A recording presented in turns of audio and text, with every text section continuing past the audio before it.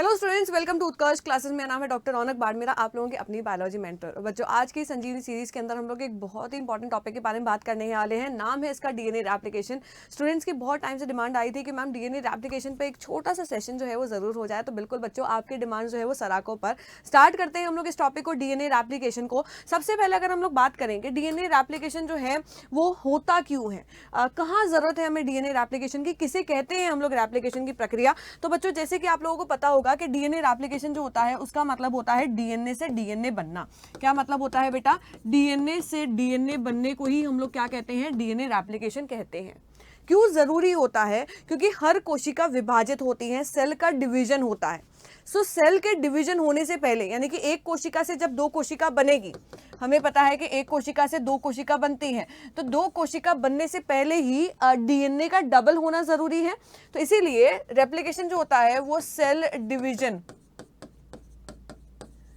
से पहले हो जाता है। कब हो जाता है बेटा? सेल डिवीजन से पहले ही हो जाता है, ताकि दो कोशिका बने उससे पहले ही डीएनए रेप्लिकेट होकर के तैयार हो जाता है।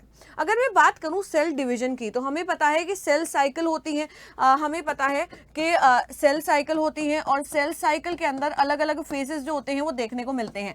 जैसे कि सबसे पहले G1 फेज होता है, फिर S फेज होता है, फिर G2 फेज होता है, फिर M फेज होता है, जिसमें साइटोकाइनेसिस और कैरियोकाइनेसिस को इंक्लूड किया जाता है। कैरियोकाइनेसिस और साइटोकाइनेसिस को इंक्लूड किया जाता है। अगर मैं बात करूं यहां पर प्रोकैरियोट्स की, ध्यान देना बच्चों, दोनों की बात कर रही हूं मैं। प्रोकैरियोट्स में अलग चीज देखने को मिलेगी और यूकैरियोट्स में अलग चीजें देखने को मिलेगी। अगर बात की जाए प्रोकैरियोट्स की या फिर जीवाणुओं की, बैक्टीरिया की अगर बात की जाए, तो बैक्टीरिया में किसी भी प्रकार की सेल साइकिल आप लोगों को देखने को नहीं मिलती है। जब कभी भी हम लोग प्रोकैरियोट्स की बात करते हैं या बैक्टीरिया की बात करते हैं, जीवाणु की बात करते हैं, तो उनमें कोशिका का के अंदर पाया जाने वाला डीएनए जो है वो रेप्लिकेट हो जाता है कोशिका विभाजन से पहले ही। हमें पता है कि बाइनरी फिजन होता है, तो बाइनरी फिजन से पहले ही डीएनए रेप्लिकेशन जो है वो हो जाता है। तो प्रोकैरियोट्स में हम लोग क्या कहेंगे? डीएनए रेप्लिकेशन कब हो जाता है? Cell division, before cell division, before cell division. But जब कभी भी हम लोग यूकैरियोट्स की बात करते हैं, तो हमें पता है कि यूकैरियोट्स के अंदर तो सेल साइकिल जो है वो देखने को मिलती है। और यूकैरियोट्स के अंदर जब मैं बात करूं, तो यहाँ पर जो ये एस फेज होती है, उस समय पर सेल साइकिल के एस फेज पर, नाम ही इसका यही है, सिंथेसिस फेज। तो एस साइकिल में क्या हो जाता है बच्चों? डीएनए का रेप्लिकेशन होता है। तो याद रखना, बहुत ही इंपॉर्टेंट पॉइंट है कि जब हम लोग यूकैरियोट्स की बात करते हैं, यूकैरियोट्स की बात करते हैं, तो सेल डिवीजन से पहले सेल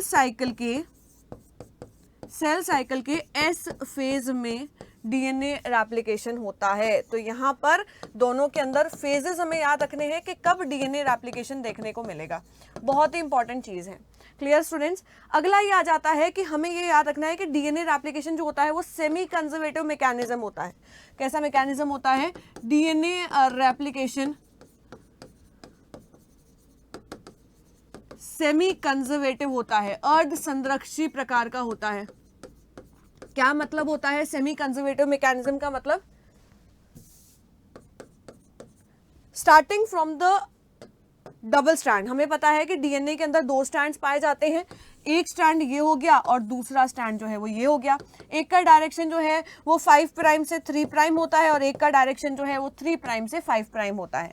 ये क्या है? ये डीएनए स्ट्रैंड्स हैं, डबल स्ट्रैंड है, डीएनए डबल स्ट्रैंड है। बट जब रेप्लिकेशन होता है उस समय पर ये दोनों ही स्ट्रैंड जो हैं वो अलग अलग हो जाते हैं, ये भी हमें पता है। तो ये हो गया एक स्ट्रैंड, यहाँ पर आ जाता है ये दूसरा वाला स्ट्रैंड, 5 प्राइम टू 3 प्राइम और 3 प्राइम टू 5 प्राइम। और इनके पास में नया डीएनए स्ट्रैंड जो है वो सिंथेसिस होता है। नया डीएनए स्ट्रैंड जो है वो सिंथेसिस होता है। कभी भी पूर्ण रूप से, यानी कि कंप्लीटली न्यू स्ट्रैंड्स फॉर्म नहीं होते हैं।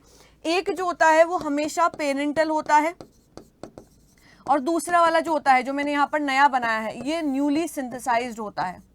वैसे ही यहाँ पर भी एक जो होगा वो पेरेंटल स्ट्रैंड होगा, और एक जो होगा वो नया सिंथेसाइज्ड होगा। इसे ही हम लोग कहते हैं सेमी कंजर्वेटिव, यानी कि अर्ध संरक्षी, आधा पुराना और आधा नया। हमेशा याद रखना है, डीएनए रेप्लिकेशन जो होता है वो सेमी कंजर्वेटिव मैकेनिज्म होता है। इसका प्रूफ भी दिया गया था। इसका प्रूफ किसने दिया था? सेमी कंजर्वेटिव मैकेनिज्म है डीएनए सेमी कंजर्वेटिव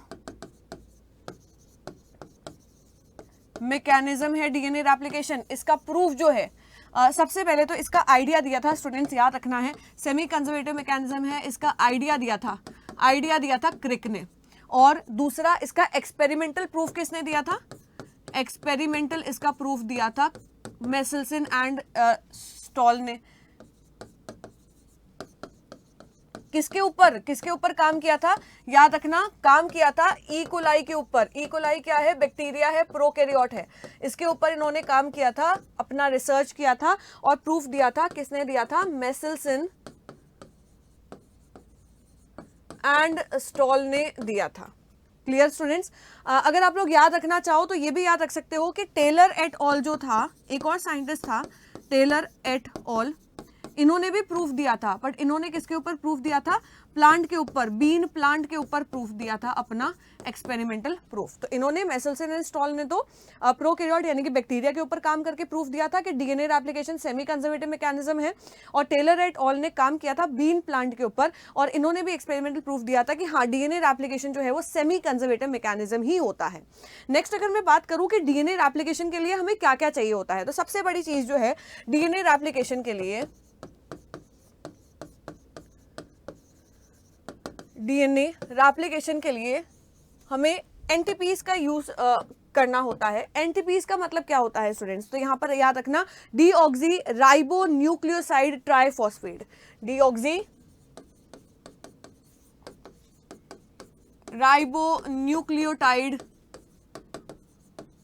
ट्राइफॉस्फेट का यूज किया जाता है। और डीएनए डीऑक्सी राइबो न्यूक्लियोटाइड ट्राइफॉस्फेट्स क्या क्या होते हैं? तो हमें पता है deoxy ATP, deoxy GTP, deoxy TTP और डीऑक्सी सीटीपी होता है। क्या मतलब होता है इसका? डीऑक्सी एडिनोसिन ट्राइफॉस्फेट, इसके अंदर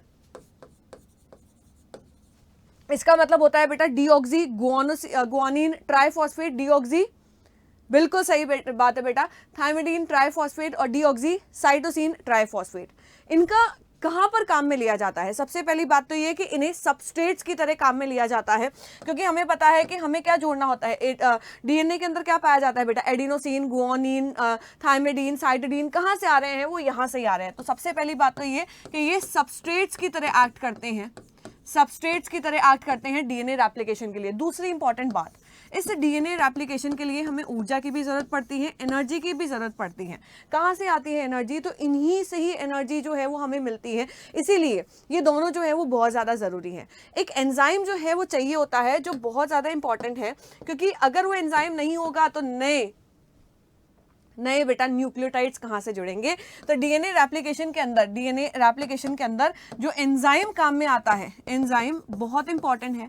कौन सा एंजाइम काम में आता है? हमें याद रखना है कि डीएनए पॉलीमरेज जो होता है वो इसके अंदर एंजाइम की तरह काम करता है, बिल्कुल। और डीएनए पॉलीमरेज भी कौन सा होगा? तो यहाँ पर याद रखना डीएनए डिपेंडेंट डीएनए पॉलीमरेज होता है, डीएनए डिपेंडेंट डीएनए पॉलीमरेज होता है। क्लियर बच्चों? अब बात आ जाती है कि दोनों स्ट्रैंड्स को अलग करने वाला, यानी कि दोनों स्ट्रैंड्स के बीच में जो हाइड्रोजन बॉन्ड प्रेजेंट है उसको तोड़ने वाला और अलग करने वाला भी एंजाइम होता है, बिल्कुल होता है। उसका नाम होता है हेलिकेज। तो यहां पर एक और एंजाइम हमें याद रखना है, हाइड्रोजन बॉन्ड ब्रेक करने वाला एंजाइम कौन सा कहलाता है?